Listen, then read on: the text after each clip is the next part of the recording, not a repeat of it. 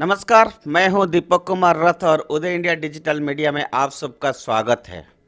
आज हम राजस्थान की जयपुर शहर में पहुंचे हैं और आपको मालूम है पिंक सिटी जयपुर अभी बड़ा गर्म माहौल है, खास करके राजनीतिक माहौल।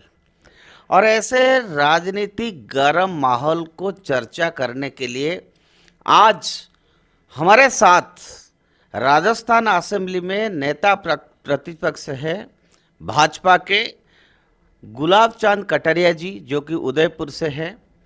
और मैं अपना दर्शकों को बता दूं कि गुलाब चांद जी राजस्थान सरकार में होम मिनिस्टर रह चुके हैं और राजस्थान के कद्दावर नेता के नाते उनको जाना जाता है।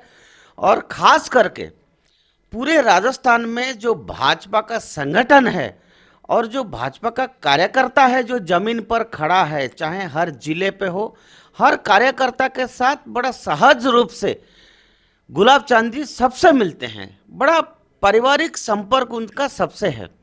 गुलाब चांद जी, आपको उदय इंडिया मीडिया में बहुत बहुत स्वागत है। आपका बहुत बहुत धन्यवाद कि आपने हमसे बात करने के लिए समय निकाला। जी जी। गुलाब चांद जी, मैं ये जानना चाहूँगा कि अभी अभी आपका कल परसों में राजस्थान का असेंबली सत्र शुरू होने वाला है और आप नेता प्रतिपक्ष हो बीजेपी का। तो इसमें आप क्या क्या मुद्दा उठाने वाले हैं वो हमारा दर्शकों का बता दीजिए। देखो क्या है कि सरकार के आपसी विवादों के कारण से मुख्यमंत्री और उप मुख्यमंत्री के विवाद ने हमारे 4 साल राजस्थान के बर्बाद कर दिए। इनकी आपसी लड़ाई के कारण से और पूर्ण बहुमत नहीं होने के, जोड़ तोड़ के बहुमत के कारण से हर एक एमएलए मुख्यमंत्री बन गया और उसके कारण से जनता बुरी तरह से पीटी जा रही है, प्रशासनिक अधिकारियों के द्वारा भी, जनप्रतिनिधियों द्वारा। तो सबसे बड़ा दर्दनाक स्थिति तो ये। दूसरा है, लॉ एंड ऑर्डर किसी भी सरकार की पहली प्रायोरिटी होनी चाहिए। दुर्भाग्य यह है कि मुख्यमंत्री स्वयं गृह मंत्री है, उसके पास समय है ही नहीं। कुछ समय कोरोना में निकाल दिया, कुछ समय वो घर से बाहर नहीं निकला, उसमें निकाल दिया। और उसके कारण से राजस्थान महिला बलात्कार में हिंदुस्तान में नंबर 1 पर पहुंच गया। और इससे भी ज़्यादा दुखद विषय यह है कि हमारे यहाँ 1 जनवरी 19 से लेकर के ये जो दिसंबर 22 जो ख़त्म हुआ है, तब तक राजस्थान में 6467 नाबालिग बच्चियों के साथ रेप के केस दर्ज हुए, जो पोक्सो एक्ट के तहत हुए। दुर्भाग्य से इस सरकार ने 1350 उसमें एफआईआर लगा दी। अब पोक्सो एक्ट में अगर एफआईआर लगती है तो जिसने शिकायत दर्ज करी उसके खिलाफ कार्रवाई हो जानी चाहिए, ताकि कम से कम गलत उपयोग न करे।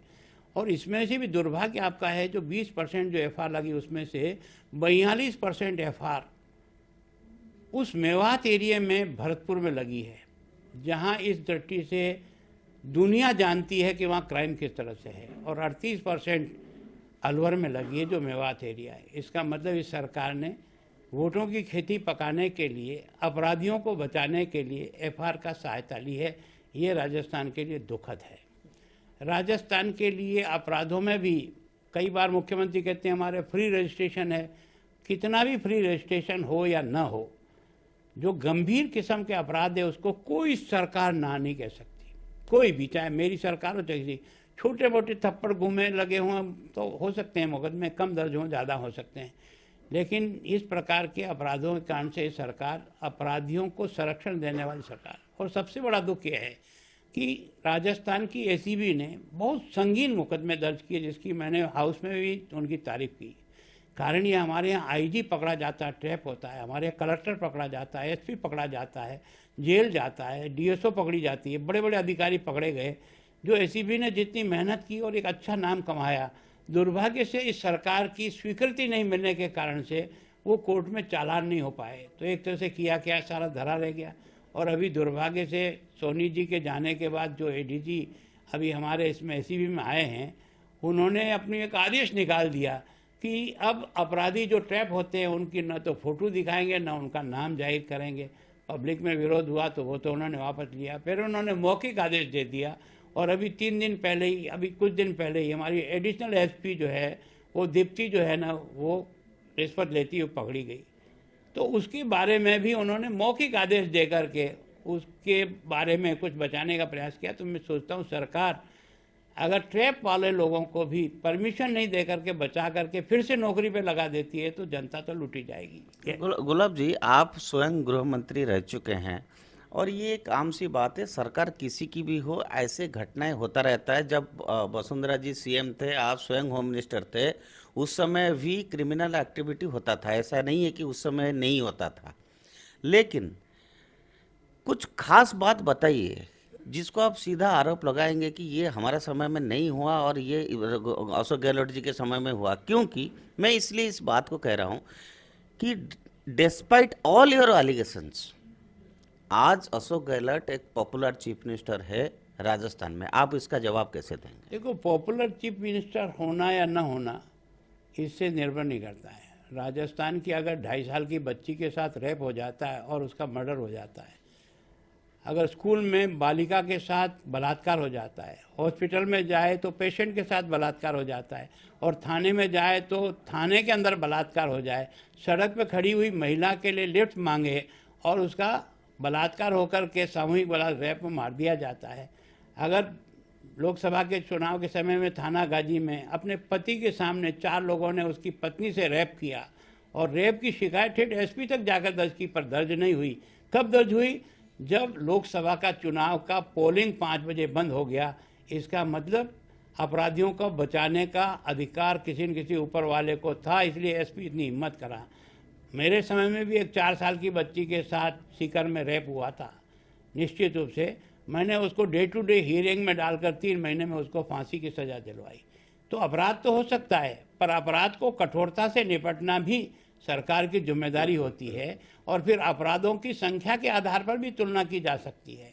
तो मेरे टाइम पर जो अपराध में राजस्थान मुझे दूसरे नंबर पर मिला था, अपराध, महिला अपराध, मैंने उसको चौथे पायदान पर ले जाने का प्रयास किया, और इस सरकार के आने के बाद पहले दायित्व पहुंच गई। ये फिगर मेरे नहीं है, ये नेशनल क्राइम रिपोर्ट के हैं जो मैंने नहीं बनाई है।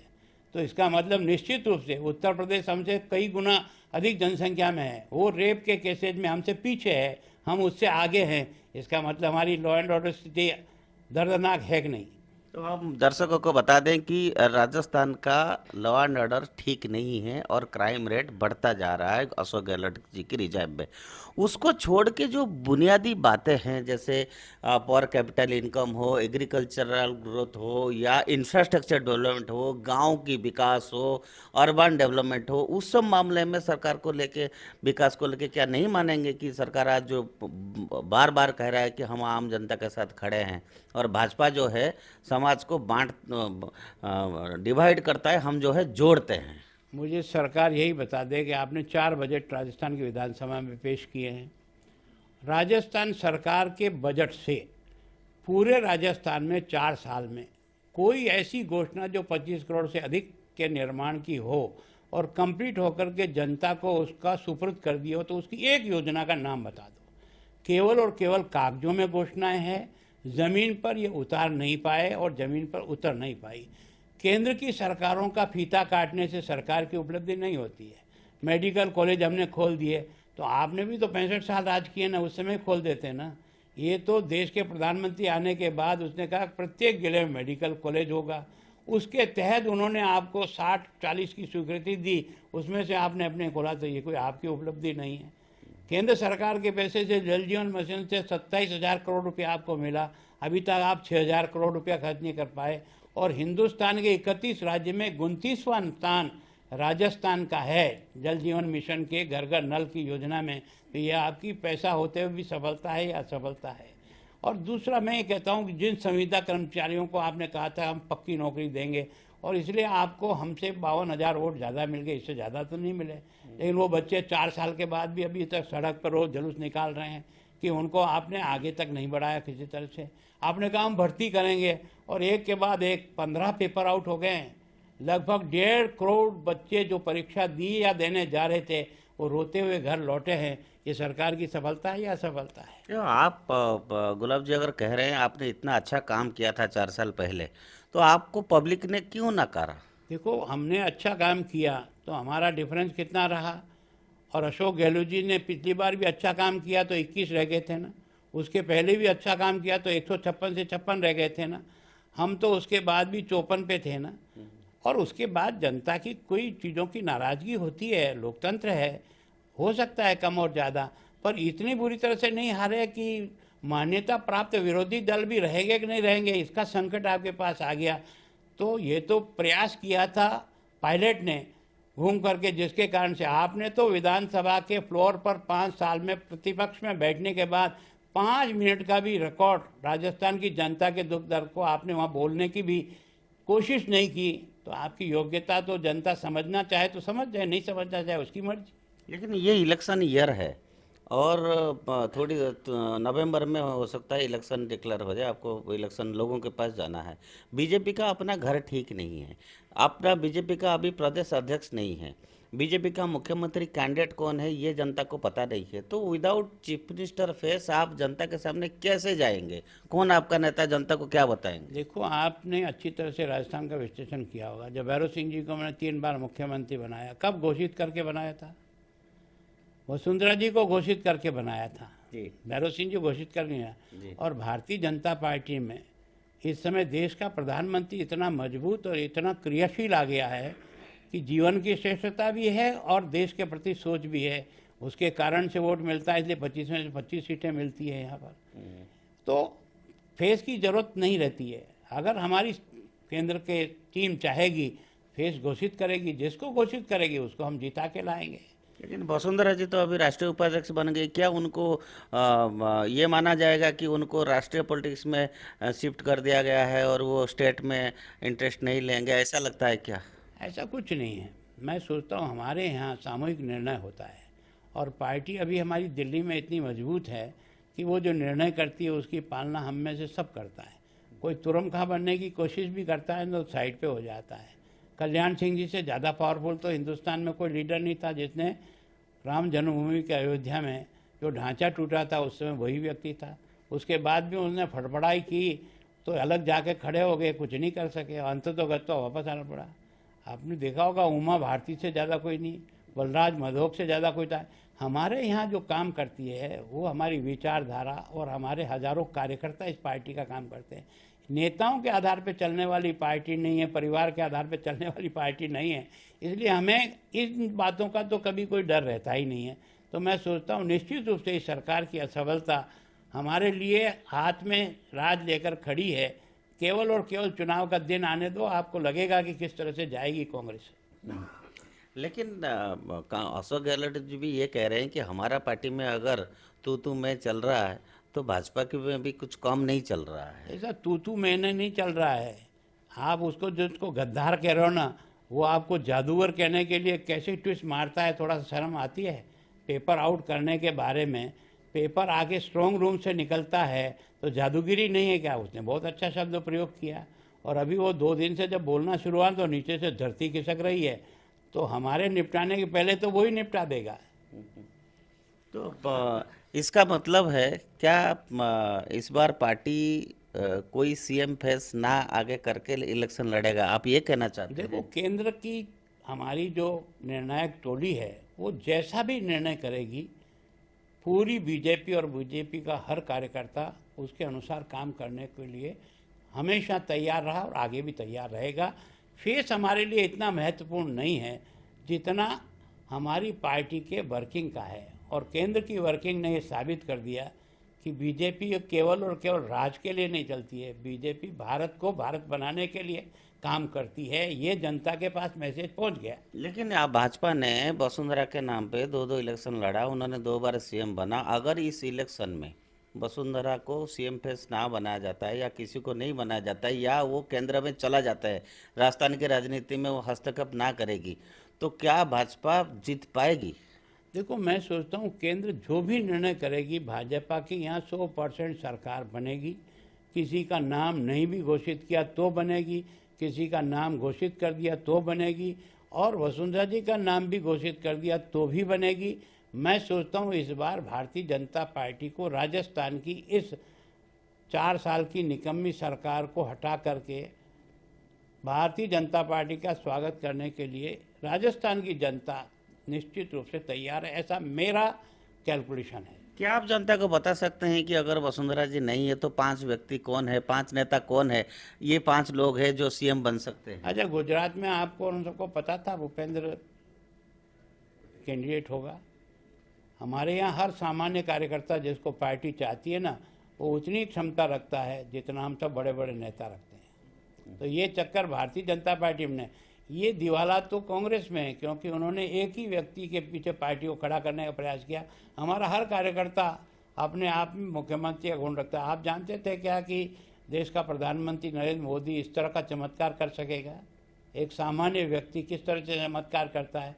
और भूपेंद्र पटेल ने जिस प्रकार का बहुमत प्राप्त किया, कोई सोच सकता था क्या? गुजरात का बात अलग था, वहां पर नरेंद्र मोदी जी का फैक्टर एक बहुत बड़ी फैक्टर था और आपने स्वयं देखा कि स्वयं प्रधानमंत्री जी कितना समय वहां लगाया है, वहां मोदी जी के नाम पर वोट पड़ा। क्या यहाँ पर भी राजस्थान में भाजपा मोदी फैक्टर को डिपेंड करके इलेक्शन जीतने का सोच रहे हैं क्या? देखो, राजस्थान में भी मोदी फैक्टर नंबर 1 पे रहेगा, इसको कोई नहीं नकार सकता।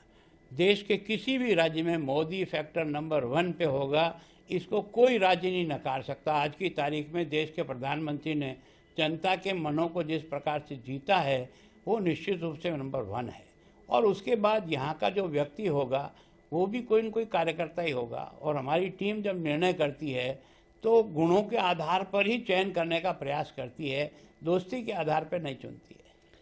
तो इसमें तकलीफ क्या है? मतलब अगर कई बार पार्टी को जनता पूछ सकता है आपको कि कई बार पार्टी नाम घोषित कर देता है और पीछे भी जो स्टेट में जो पॉलिटिक्स हुआ है, कई नेताओं को पार्टी से बाहर करना पड़ा, कई नेताओं के आपस में चलता रहा भाजपा में, फिर वही आए गए और इस बार भी वही असमंजस्य है। ये तो जरूर है कि भाजपा के प्रति मोदी के कारण समर्थन बढ़ी है, लेकिन स्टेट का लीडरशिप कौन लेगा, ये हमेशा से एक प्रश्न चिन्ह अभी खड़ा है। क्या आप इस बात को नहीं मानेंगे? आपने देखा होगा पिछली बार वोटों का जो डिवीजन था कांग्रेस और हमारे बीच में, हमसे कांग्रेस केवल और केवल 50,000 वोट आगे थी। कोई बहुत बड़ा कीर्तिमान नहीं स्थापित किया, लेकिन सीटें उनको अधिक मिली और इसके कारण से उन्होंने जोड़ तोड़ में पिछली सरकार भी बनाई और जोड़ तोड़ में अभी बनाई। अब ये जोड़ तोड़ ही उनको इतना महंगा पड़ रहा है कि हर आदमी मुख्यमंत्री की तरफ से जनता के साथ व्यवहार कर रहा है और जनता जिस बेरहमी से लूटी जा रही है उसका दर्द तो जनता ही जानती है। मेरे से अच्छा इस विषय में आप कॉमन जनता के बीच में आपका ये माइक लगा करके पूछिए कि उनके मन में दर्द क्या है, वो बता देंगे। ये 2023 में असेंबली इलेक्शन है और फिर 24 में लोकसभा का भी इलेक्शन है और राजस्थान की जनता हमेशा 100% रिजल्ट लोकसभा में देता है। तो इस बार का देखो, निश्चित रूप से कारण क्या है कि प्रधानमंत्री जी का जो कद है वो देश और दुनिया में इतना ऊंचा हो गया है कि जो लोग हो सकता है विधानसभा हमको वोट नहीं दें, वो देश के प्रधानमंत्री के रूप में तो आज भी नरेंद्र मोदी को ही वोट देता है। ये कॉमन आदमी, कॉमन महिलाएं से किसी से भी पूछ लो तो नंबर 1 पर वो है। वो उनका काम और देश के प्रति सोच और समर्पण है। वो लीडरशिप का लाभ तो हमको निश्चित रूप से दिल्ली की सरकार जब बनती है तो, और जनता के द्वारा ये बहुमत दिया ना, इसी के कारण से राम मंदिर बना है, इसी कारण धारा 370 हटी है। हम और नरेंद्र मोदी कुछ नहीं कर सकते जब तक कि जनता का हमको इतना बहुमत मिलकर के समर्थन नहीं मिलता। तो इसका श्रेय तो देश की जनता को जाता है कि उन्होंने हमारी पार्टी को इतना समर्थन किया, इसलिए हम ये काम कर पाए। अटल जी भी देश के प्रधानमंत्री थे, पर जोड़ तोड़ के आधार पर 23 पार्टियों को मिलाकर उन्होंने सरकार चलाई। वो इतना खुल करके काम करने की स्थिति उनके सामने नहीं थी, पर इतना अच्छा बहुमत मिला है, इसलिए देश के लिए जहाँ जहाँ भी कानून में भी तरमीम करनी पड़ी, हम करने में सक्षम हो गए। अच्छा, मैं थोड़ा सा कांग्रेस की जो नेता है राहुल गांधी, वो भारत जोड़ो यात्रा में तत्पर है भारत को जोड़ने के लिए और पीछे उन्होंने राजस्थान में भी बड़ा यात्रा किया था और हमारा टीम में वहाँ पर गए थे और बहुत भारी संख्या में वहाँ सचिन पायलट की एरिया में भी, कोटा में भी था। इसके पीछे क्या? देखो, क्या है कि ये उनका अधिकार है कि वो भी अपने बात को भारत जोड़ो यात्रा करो या किसी भी नाम से करो, करने का और जनता के बीच में जाने का, ये उनका पूरा अधिकार है उनका। लेकिन भारत जोड़ने की ज़रूरत आपको 75 साल बाद कैसे आई? भारत को तोड़ा किसने यार, इसका तो विश्लेषण करो। तो आपको समझ में आ जाएगा कि आपके पुराने जितने भी वरिष्ठ लोग थे उन्होंने तो भारत को कमज़ोर किया, बाकी तो भारत अगर नरेंद्र मोदी के हाथ में उस समय से रहता तो अब तक तोड़ने वाला शब्द ही नहीं आता। तो तोड़ने वाला शब्द भी पैदा आपने किया और जोड़ने का शब्द भी आप ही कर रहे हो। तो मैं सोचता हूँ आपका जो सोच है ना वो आपके अनुसार है। अब आप केरल में जाते हो तो चर्च में जाकर धोख लगते हो, और वहाँ जाते हो तो वहाँ जाते हो। ये क्यों करना पड़ रहा है? ये बाल बढ़ाने की ज़रूरत और गले में माला लटकाने की ज़रूरत अब क्यों पड़ी? आप अब संत क्यों बन गए? पहले तो आपको हिंदू के नाम से चिढ़ थी, हिंदू के त्यौहार के नाम से चिढ़ थी, हिंदू के मंदिर के नाम से चिढ़ थी। अब आप में अचानक क्यों जागृत हुआ? क्योंकि आपको लगा है कि देश के अधिकांश जनता ने आपके इस तुष्टीकरण के कारण से आपको किनारे कर दिया। अब आप अपने आप को वापस उनसे जुड़ने का प्रयत्न कर रहे हो। सफलता कितनी मिलेगी ये समय बताएगा। राहुल गांधी अपना रैली में ये भी कह रहा है कि आरएसएस वाले हर हर महादेव नहीं कहते, कभी कहेंगे नहीं। इसका क्या मतलब होती है? अब मैं कह देता हूँ, अगर राहुल गांधी हर हर महादेव, हम जब भी स्नान करते हैं तब हर हर महादेव कह कर के डुबकी लगाते हैं। कौन कहता है? संघ वाले नहीं कहते हैं। मैं संघ का ही हूँ, मैं 33 वर्ष शिक्षित तो 65 में कर लिया है जी। तो क्या ये राहुल गांधी का तथ्य मेरे गलत हिसाब है? ये कुछ नहीं, केवल उनको ये लगता है कि आरएसएस को गाली देने से उनके वोट पक्के होते हैं, इसलिए ज़िंदगी भर तक उनके और उनके नाना जी ने सब ने आरएसएस को गाली दी। और आरएसएस ने जो काम किया ना 98 साल तक, अगर आरएसएस काम नहीं करता तो आज की तारीख में इस देश में हिंदुत्व जिंदा नहीं रहता। आज हिंदुत्व जिंदा है ना तो उन लोगों की त्याग और तपस्या के कारण से, हम राजनेताओं के प्रयास से नहीं है। 98 साल तक ज़िंदगी को उन्होंने कुर्बान की है और बिना किसी प्राप्ति के, उसके कारण से विचारधारा खड़ी रही है। तो वास्तव में हम जो कुछ भी हैं आज, जो भी मैं बोल रहा हूँ ना, ये मेरी ताकत संघ के संस्कारों की ताकत है, और उस संस्था ने हमको और हमारे देश को बचाया है।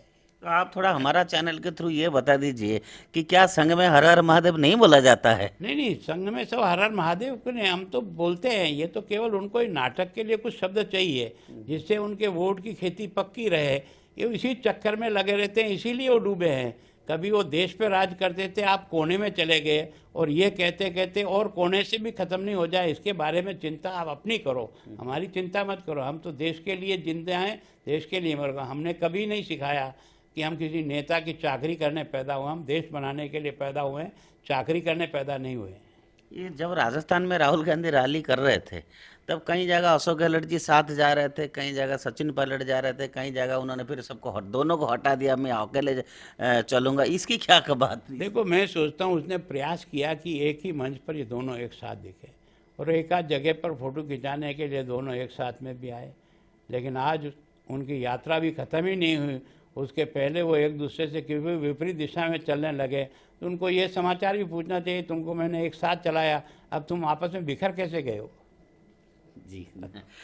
तो आपने मैं अपना दर्शकों को बता दूं कि एक वरिष्ठ नेता के नाते भाजपा की और नेता प्रतिपक्ष राजस्थान विधानसभा का होने के नाते गुलाब चंद जी ने हजारों रीजन्स बताया कि राजस्थान का लॉ एंड ऑर्डर पूरी तरह से ध्वस्त हो चुका है और क्राइम रेट इतना बढ़ गया है कि रेप एंड मर्डर इतना ज़्यादा बढ़ गया है कि यूपी से भी आगे निकल गया है। और इस स्थिति में जनता किसी हालत में अब कांग्रेस को नहीं एक्सेप्ट करेगा। कांग्रेस के अंदर जो इंटरनल स्क्वावलिंग है वो इतना हद पार कर चुका है कि अब अगली बार जनता जो है भाजपा के साथ रहेगा, ऐसा बीजेपी का वरिष्ठ नेता गुलाब चंद कटारिया जी का कहना है। राजस्थान की जयपुर से दीपक कुमार रथ।